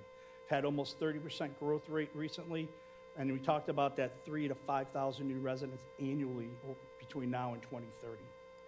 And then the third key theme that we noticed was, while we're near the top of our peer group in terms of total average millage rates, there are some key areas of overall what I call responsible cost management is evident. We talked about the FTEs, the number of employees. But if you also look at why we're at the top, we also have the second lowest versus our peer group in terms of countywide expenditures, and 37% lower than Florida overall. And then lastly, kind of our key next steps that we want to talk about and get your thoughts on. The first next step we thought was, how do we engage these select peer counties in strategic discussions to gain a deeper understanding of how they're doing business, what their experiences are, what their solutions are, how they do business, and is it going to require a paradigm shift, a change on how we do business? I really want to learn from their pain points, their mistakes, so we don't, create those same mistakes. And then how did they go through? As everybody knows, there's a lot of things we need to do. How did they prioritize that? What factors did they use to prioritize that? So really that engagement with some of these peer counties we wanted to begin with. And then secondly, the consideration and authorization of an internal working group to create a plan to explore diversification of tax revenues. Members of the finance team about a month ago were at a financial conference, and there was a consultant. We sat through a presentation of a consultant who actually helps communities walk through the process and how best to do this. So we thought potentially getting an RFP for bringing that consultant to help us do that, which would include working with our governmental partners here in the county, making sure we have a robust community outreach and stakeholder engagement plan, exploring all those different options, because there's a lot of options that we could look at, and then coming back to this board to develop a recommendation, a presentation, and then approval from you guys. So that's what I have for you today. There's significantly more information in the deeper report. I wanted to hit on some of the highlights and some of the themes that we saw, and more importantly, get your thoughts on some of the next steps that we had outlined here. So thank you very much for the time. Commissioners, Don. I appreciate the presentation, a lot of great information in there. I'd want some time to digest it a little bit more, but I still come back, on the, and maybe this is not a discussion for today, but, the discussion on MSTUs and alternatives, like, for example, just one, if we thought about something like that for fire and EMS services, I mean, the bottom line is the services is the service. We have to, there's an expense that we have to have regardless of where the money comes from to fund it, correct? So if you shift that from ad valorem property taxes to an MSTU charge, then theoretically you should be reducing your ad valorem tax by an equivalent amount, correct? So if that's the case, then whatever that number is makes us look better on a chart. But the reality is the citizens are still paying the same amount for the services, and I worry about the future impact of that, because then it looks like it frees up some money on the ad valorem side, and then it's not as painful to have the discussion about about raising millage rates at a future date. Completely agree with you. I think there's a couple of benefits, and we've talked, when we were at the conference, I talked to a couple of individuals from these counties, and it provides them a couple of things. One, it provides them flexibility to allow that if they need to, in times they can raise, potentially law enforcement, raise EMS, and not raise the other millage. But it gives them more flexibility in how they do budgeting and how you all do the tax strategies. And then another theme that came across from a couple of individuals I talked to was about transparency. They said their residents appreciated the fact that on their bills, they can see how much they're paying for law enforcement, what they're paying for stormwater, what they're paying for each individual line item on their bill. It gives a better immediate understanding of what they're paying for, rather than having to go to our website. All of our information's there. They can go into our budget book, but it's much easier if it's all like they're plain and simple. But you're right. If we were to create an MSTU for law enforcement or for fire, that should offset the millage rate overall for the county, and then that gives the county the decision to make on what to increase and at what. The other thing I'll say is I appreciate your working on those peer groups. I've looked actually to Indian River and St. Lucie County for a lot of years, doing my own kind of analysis that I do over time, and always look to those two counties as ones that we can compare to. So it was interesting. Leanne. Yeah, so I went through that and went through some other data, and a couple things stood out to me. One is these peer counties have much larger budgets, and it looks to, when I look at the data, it looks because per capita impact due to homestead and Save Our Homes and taxes in our county is significant compared to their county. So basically, we have more people in homestead and Save Our Homes than they do. So they're working with $500 million budgets. Their millage rate, average total property tax millage with those counties taxable with school, they're all still lower than us. Even with their MTSUs and MSBUs, they come in lower with us. Their average mill is 6 to 7.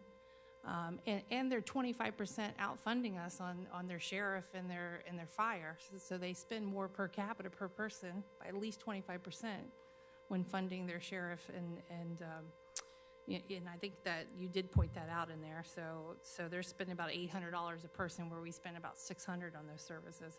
So how do we get our millage rate down, right?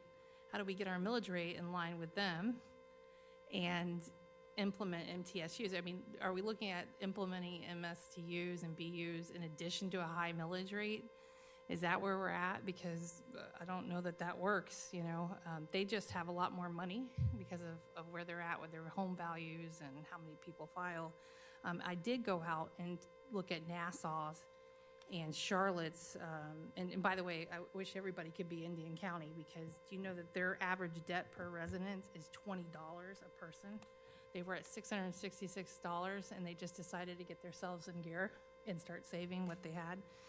But there was a really good piece out in Nassau, and they just decided to live within their means in these high years. They said, we no longer defer maintenance. We do all preventative maintenance to save on overhaul costs, and we have a balanced budget. They were able to cut their mill 3% last year and fund their sheriff an additional $17 million on top of it. So, like, implementing an MTSU and an MSBU is good and dandy, but how do we get our millage, our basic millage, down? How do we drive down our spending and efficiencies? We just don't have the revenue off ad valorem that they have because of those things. So they're peer counties, but on the one hand, but on the other hand, they're able to drop 3% on their millage, with all this. So how do you even get there?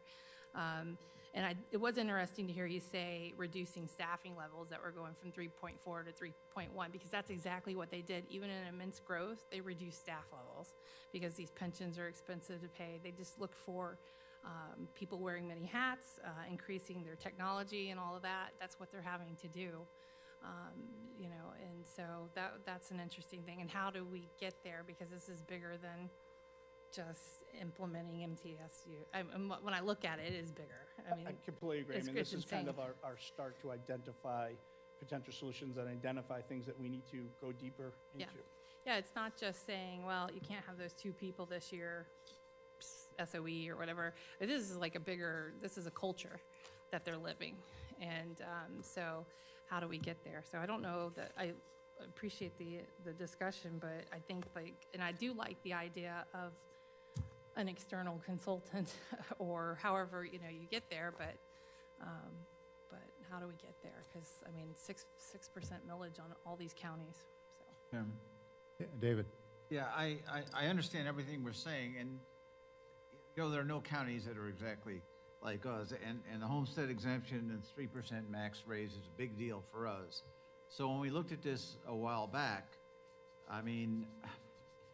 my issue really is not to go with MSTUs, but to go with a half-cent increase, a half-cent sales tax. Almost all the other counties in the state have done that, and you can do it without a referendum. We're still low in that area. That half-cent sales tax would make a big difference. And I do worry about having too many specific MSTUs and things like that, because it limits our ability to make decisions. the money has to be spent for specific things. And say for 5 years, you have a super strong constitutional officer in one way or another, and they're able to do a better job on getting money for their piece of the budget. So I think in our county, based on the information that I see, that if we really want to lower the millage rate but continue to fund what we need to fund, that the first step, I mean, there are going to be other steps, is like it or not, we're going to have to go to the half-cent sales tax because of the way homestead exemption and the 3% cap affect the total amount of money coming in. That's my opinion, you know, and the fact that so many other states or other counties have done exactly that, and then they do these other things. Anyway, that's my thoughts. Andy, do you have anything? Just a few things. I mean, I came away with some of the same realizations, and one was with the Save Our Homes and our population base. Did we look at the other non-residential taxable areas like commercial, industrial, and those other sister county, you know, I call them sister counties. Isn't that what you call like a sister city or something? Here, yeah. Here County. No, we weren't able to. Part of, at least in this initial analysis, was trying to find what we had called internally reliable and reputable data in order to use that was available for every county. So we struggled a little bit in trying to find that data from a single source that would say percent commercial, percent residential. So that's an area where we're still looking at. Right, because I know St. Lucy's highly industrialized. I mean, they have the port and spending a little bit of time down that way. Nassau's got some other big industries, the plant, the paper plant, and other things. I kind of agree that it's very complex data that we need to continue to look at some of these other areas that we haven't studied yet. I've got some peers in leadership from Nassau, Charlotte, and Indian River that I can, you know, pull information for and have additional conversations with. I don't know that we rush, right? The MSTUs, MSBUs also come with an educational campaign. They're not going to be successful if we don't do a good job of being able to explain why they lead to transparency, right? Well, I think one of the big selling points of those is you pull that fund out from the general and it becomes much clearer for the general public to see where tax money is being spent. That's the positive. The other one is just I think from Commissioner O'Brien's standpoint, they have to trust that when you pull that out and you reduce the other millage, you're not doing that as a ploy to raise it in the future. That we still have an overall millage rate and we'll be comparing overall millage rates moving forward. So I applaud, I love the data. I mean, we've had great conversations on parts of it about the data, and I think it's great moving forward. I'm not in alignment with my commissioner to the left because I think that is a decision that goes to the public, and again, for transparency purposes, is where that money is collected is where it's going to be spent is clearly defined. But thank you. I mean, I know this was a huge lift for you. No, I was There's a going lot to of good say- data, and I think from what I'm gleaning here, two things. One stands out is we need to find out whether we're effectively spending the money we have.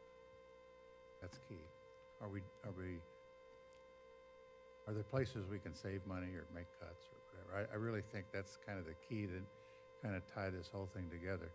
And like Mr. Sullivan, I really think we ought to have the half-cent sales tax. I think that would help. But as Mr. O'Brien said, if we instituted MSBU, for instance, for the sheriff, then it becomes really clear what the sheriff is costing. And I think that's important. That would be my first place that I would try to institute something like that. But the overall millage rate should come down. that's what if that's what we're gonna do. And I think we are gonna do an MSTU on the beach. I think we're pretty much going down that road at some point here. But anyway, that will again show the people what it's costing to rejuvenate our beach and keep it whole. So I think that's a good one we have to do. But key is, how are we spending the money we've got? The treasure of our citizens, how are we spending that? We always tell people it's the most important thing we do is the budget. Absolutely, the most important thing we as a commission do. So I thank you for your hard work. It was a good presentation, and you did well. Thank you very much. Given It was like I said, I got to present today, but it was a much larger team that worked and put this together. So thank you for Well your time. done. Thank you. Did we have a takeaway from that? You had at the very end a decision to make? Was it?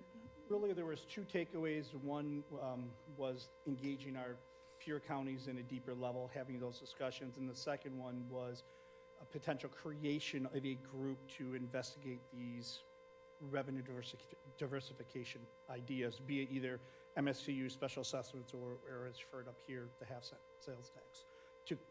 Right. Not to do any of that, but Right. to come up with a plan I think to bring to the you. difference was was it either an internal group or a higher RFP for consultancy, right, for that?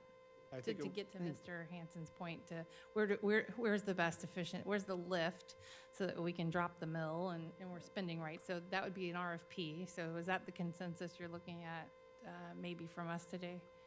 Yes. Okay, so I think that's our takeaway. Do we want to We wanna hire discuss having somebody. an external Yeah. partner to look at efficiencies? To help us with this, yeah. Because what he's saying is you're going to have a negative, you're going to start running into because, in 2 years' time, based on these numbers. So do we want to start now working on how do you create efficiency here, take care of our deferred maintenance so that we I know avoid you all don't half-cent agree with sales me, but tax? I personally feel if we don't do the half-cent sales tax first, the rest of it's a waste of time. No, I Fair, do if I- disagree. I think that if you look at if you study these counties, what they did was they buckled down and they took their record revenue and they paid off their debt and their deferred maintenance They already before they have that created half-cent new. sales tax I'm talking about. Yeah, but we don't, if we had, The other counties do the half-cent sales tax. I think we're the only small county that We're doesn't the do only it. one that's eligible to Do it do that. and doesn't. Right. That hasn't Doesn't. done and we get, what, Don't $4 do it. million on the county side? You get $4 million. They get 19 million, I think it was, or something like that. I think it's some large. Five? They get more than we do. Yeah, they get more than we do. Yeah. Chair, if I could, the point of today was really just to set the beginning discussion as we start to move the county forward. It is a much larger discussion that we believe we need to have with the cities, the school board. When you look at some of the legacy expenditures that we're paying that are not necessarily the board's obligation or responsibility, how do you start to unwind some of those funding things that we're paying for that are not by statute part of the board's responsibility? I think Dan's point is that, potentially one option is to hire a consultant, have them come in, evaluate it. It would be an independent person. It's going to be a repetitive theme that you're going to hear throughout the budget process. We wanted to give this to you in advance of the kickoff, which will be in December. We believe at some point, probably in the beginning of next year, we're going to have to come together. As you're aware, we're working with the city to talk about law enforcement. There will be a presentation given to you all sometime in January as a follow-up to us meeting with the sheriff and his staff. So I think it's an opportunity not just to look at what we as Flagler County are doing, but are there opportunities that we can partner with the cities for those government entities that are self-funded, self-insured for health insurance? Is there an opportunity that you can come together and maybe form one type where everybody's paying in their proportionate share of those costs? But is there a way to kind of come together, and what does that look like? We talked briefly about opening up additional employee health clinics where maybe, we put out the capital to develop ours. If the city did the same thing, could there be an opportunity that we could utilize the same type of services and facilities where they could use ours, we could use theirs. It's part of a bigger discussion, not necessarily pinpointing it down to one particular thing. It's looking at everything. And that's really having that conversation with everybody coming together, what the expectation would be if there's something that the city or the county rather was looking to do county-wide and it resulted in a decreased millage, even in a city. The takeaway would be that that's the expectation from the county. If we're levying something county-wide, that has a benefit for everybody, but maybe they're paying into it. Maybe it's an opportunity to decrease their millage in a city, not looking at it just at the county perspective, but how do we all come together as a community to bring the community forward? Because we have the same challenges. We're not unique. And that's really what the driving force behind this was. It's really to engage with a consultant, somebody who can come in and evaluate and then work internally with the cities and the other government entities to let's start the conversation early enough so that we're not, a month away from finalizing the budget and say, oh, I'd like to reduce millage, and how are we getting there? Because it's too late. I mean, we need to come up with a plan. So that's really the takeaway, I think, what they're trying to tell you. Any other comments, Commissioners? Thank you all. Thank you. Now I'll open it up to our third public comment. If you have any comment based on the budget presentation there, budget plan, please approach the mic, state your name and address, and address your comments to me. No one approach, I'll bring it back to the commission.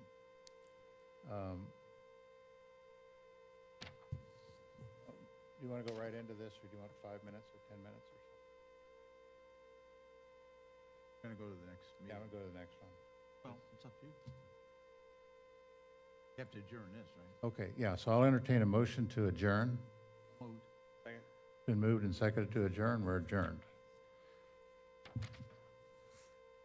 And we'll call this meeting back to order. Flagler County Board of Commissioners special meeting, Monday, November 20th at 2:43. We'll call this meeting to order. And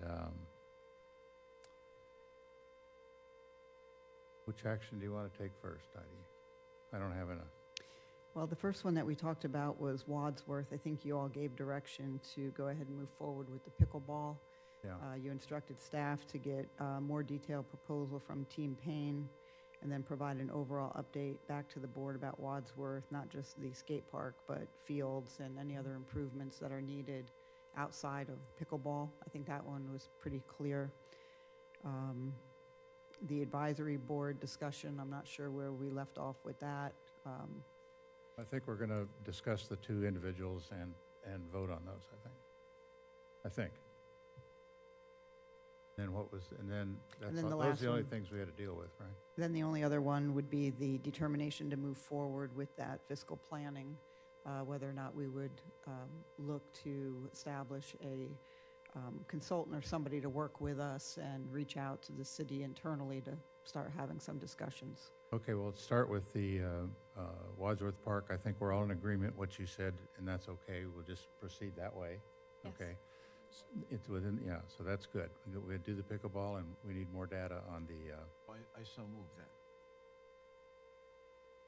And make a motion to do that, right? okay, all right, That as stated. okay. Second. Been moved and seconded to proceed on Wadsworth Park as we have decided. All in favor, say aye. Aye. Aye. Aye. All opposed, say nay. Hearing none, the motion passes unanimously. Next is the advisory board issue. You want to tackle those one at a time? Board? Want to do the motion right away or do discussion first? Are we rehearing each applicant, or are we just going to clarify the procedure? I think we have to,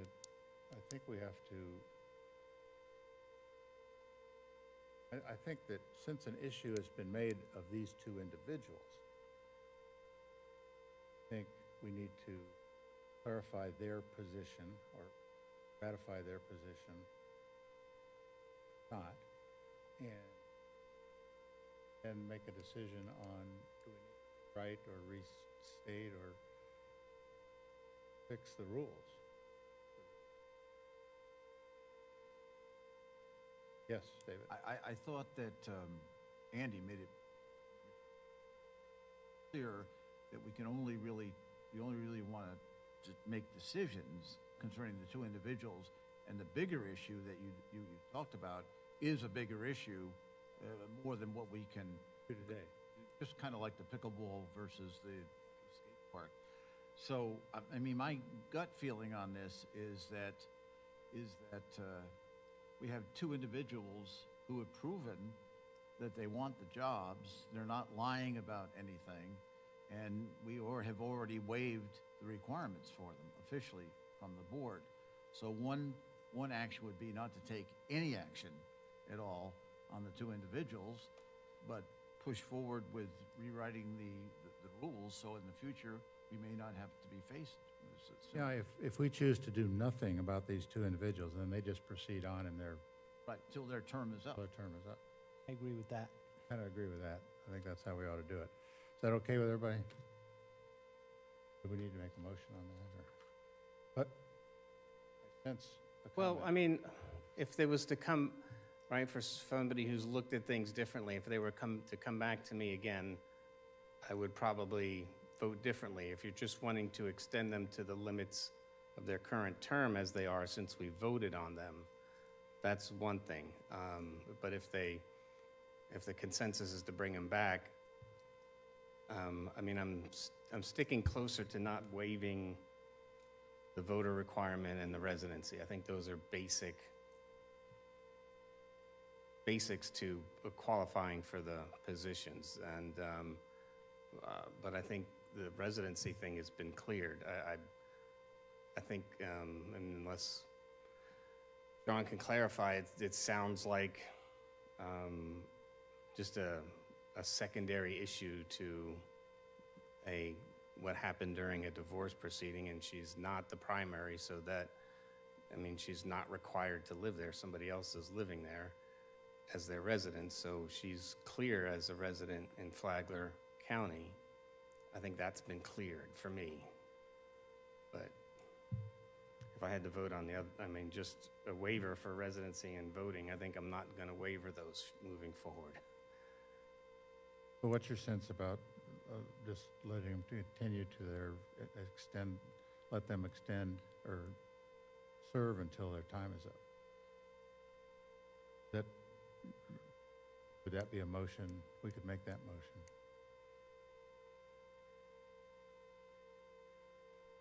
But, Adam, one of them requires a supermajority and one doesn't, so you have to do them separately, I guess. So we're going to talk about them.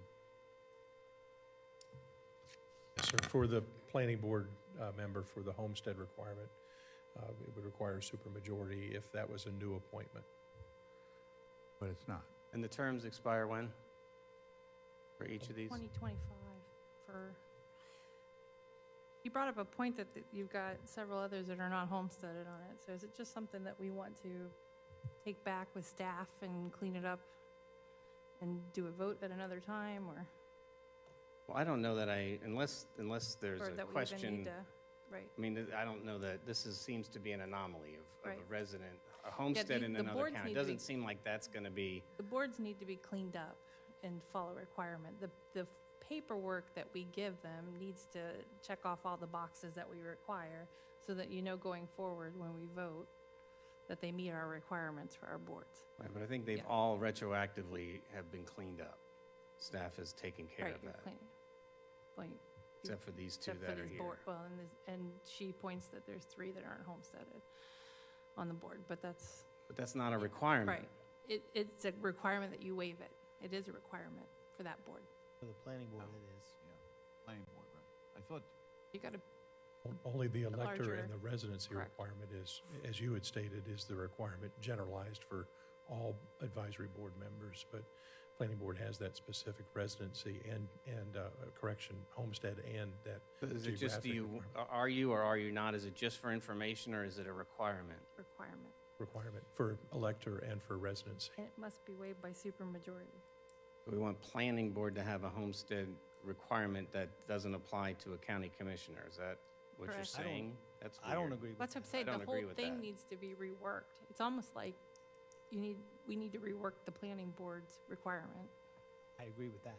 Yeah, I agree with that, and I don't see fit figure out what today fits to in the box. penalize you somebody fix- for fix something the we know is box. screwed up.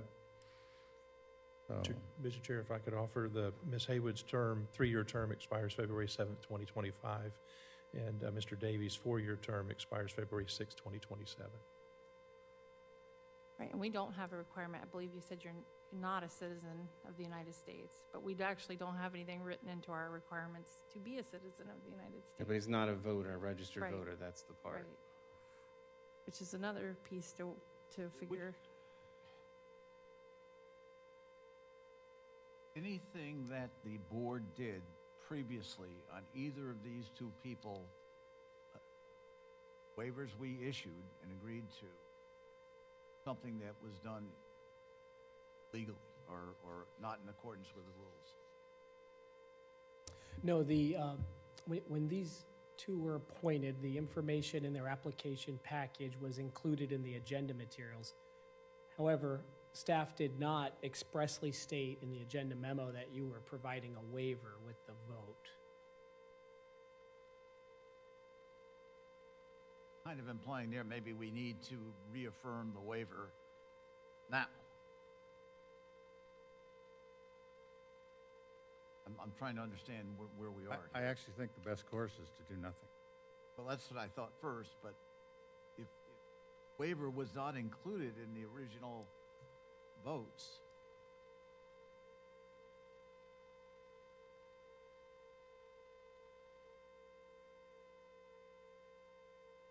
I thought that's what Sean It sounds just like said. the board is coalescing around the idea of allowing them to serve out their present terms and have staff, at least with the planning board, to rework the criteria holistically.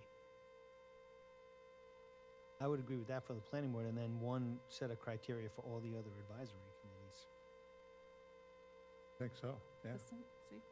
Now, Sean, this came up when an attorney in front of the planning board felt that we were placing members on the board, and it could be challenged because we placed people that were not necessarily in the county per legal, that's how this came up. That sounds like an attorney that was really Well, and- stretching it, but. Well, I you don't know that. We You know, could, that's the- well, we could put that to bed right now if you make a motion. Well, What are we, you need to repeat that, what are we? As Commissioner Sullivan was suggesting, there's a question as to whether there was a true waiver of the requirement when they were originally appointed, because it wasn't expressly stated in the agenda memo. So we could clean that up right now and with a motion to allow them to complete their terms and granting the waiver, doing it now on the record so that no one questions the validity of any actions those boards take. That's what we ought to do. I'm confused then, because in this write-up here for our agenda item, it says that when appointed to the Planning and Development Board on February 7th, 2022, the board waived residency requirement through a supermajority vote, Sullivan dissenting, since none of the candidates for the vacant seat lived within the identified area. So we waived the residency requirement for that particular seat. The right? residency We weren't aware of the homestead issue at the time. Correct. Just the geographic criteria. Which is, could change every day. Take a vote, and was an issue of an attorney challenging something. Can't check the status of your advisory board meetings every single day. So, sort of.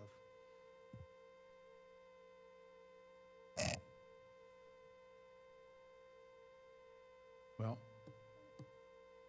The last thing that Sean said about the fact that just to clean up, just in case there's a question.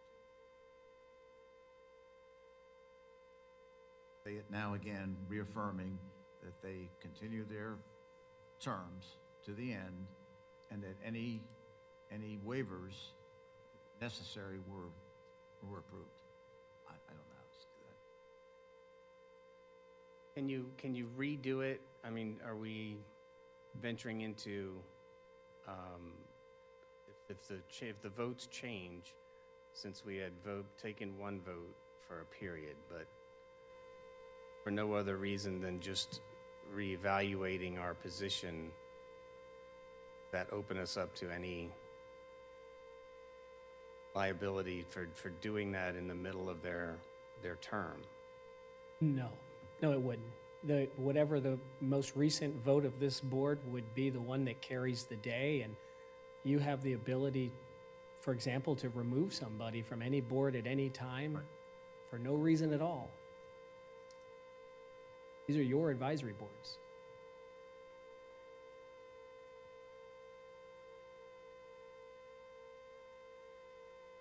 What's the pleasure?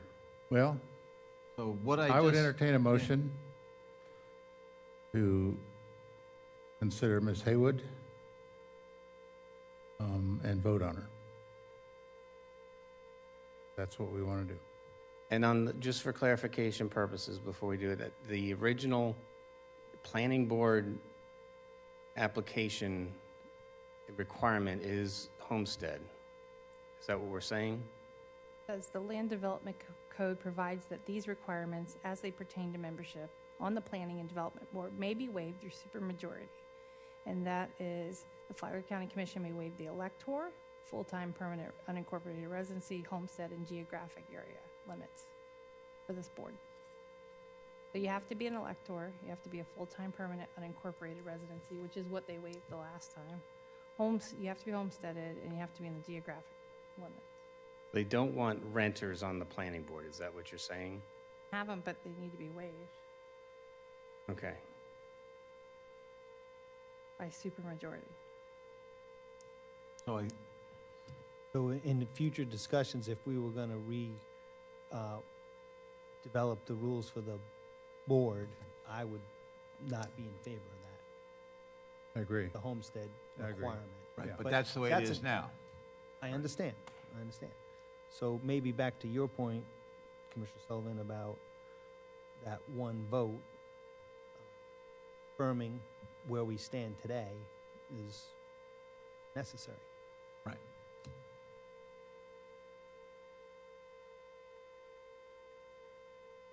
So if we want to do this, then one of you needs to make a motion that says that we approve Ms. Haywood with waiving the homestead issue.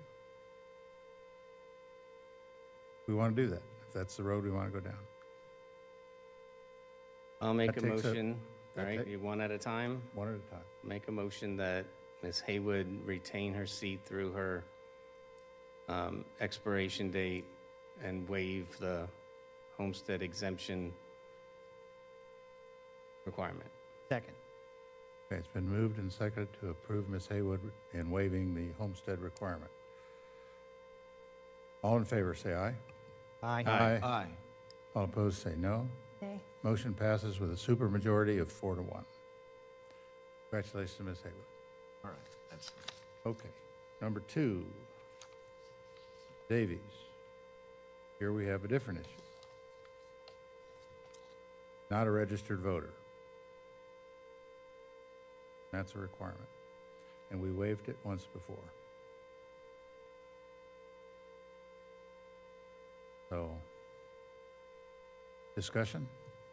I'd say on this one, I'd be very careful about saying anything about waiving the registered voter requirement and just say that Mr. Davis is approved till the completion of his term. Because I don't know if I want to say that the person, not the registered voter, yeah, because he's not a citizen. I think it gets a little more complicated there. That's all I think. But I want him to stay on. So how do we get around that? Or we do nothing? Maybe a case where we do nothing. I think almost let him serve anything his you term. say is going to be difficult. Anyway,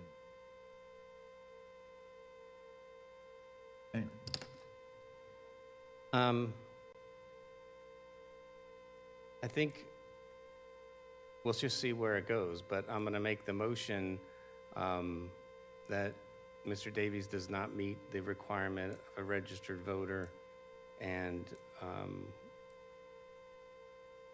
will not complete his term. Do I have a second? That a motion? Yes. Second. Been moved and seconded to not allow Mr. Davies to complete his term because he's not a registered voter. That's up to our It's abilities. perfectly within your power to take that action. Okay, it's been moved and seconded. All in favor, say aye. Aye. Aye. No. All opposed, say nay. Nay. Motion passes 4-1.